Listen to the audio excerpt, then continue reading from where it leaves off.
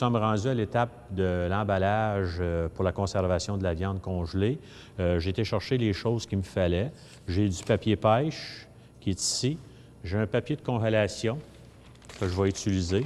Il y a un côté papier, un côté serré. Très important d'avoir le côté serré à l'intérieur. Donc, on va placer nos tranches sur le papier pêche, comme ceci. On va replier ça. Comme ça.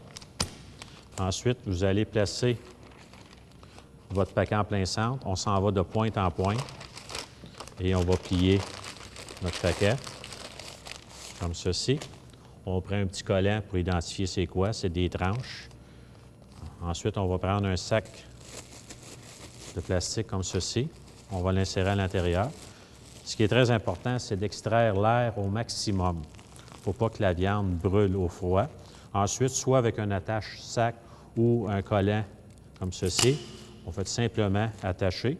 Il y a des gens qui vont indiquer la date lorsqu'ils l'ont fait congeler comme ceci. Ça, c'est une façon qui se fait en boucherie. La conservation est environ entre 6 mois à 8 mois pour les tranches. Des rôtis, on peut aller jusqu'à 1 an. Et si on le met sous vide, ce qu'on appelle cryovac, la conservation peut aller jusqu'à 2 ans si le sac n'est pas lousse. Fait que, on se revoit. Je vais vous montrer comment faire le même emballage, mais sous vide.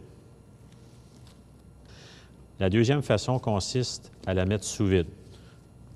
Placez vos tranches sur du papier pêche, comme ceci. Et ensuite, on va venir le mettre à l'intérieur de notre sac sous vide. Comme ceci.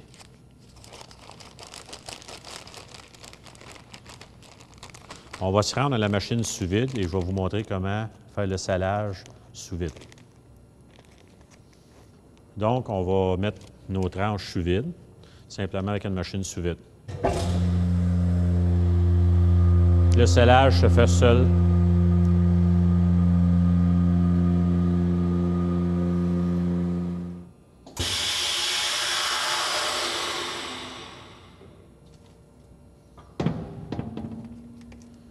Là, on obtient ce qu'on appelle une viande sous vide.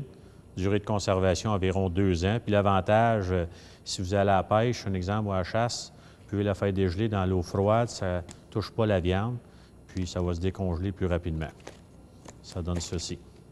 Des belles tranches d'intérieur de ronde.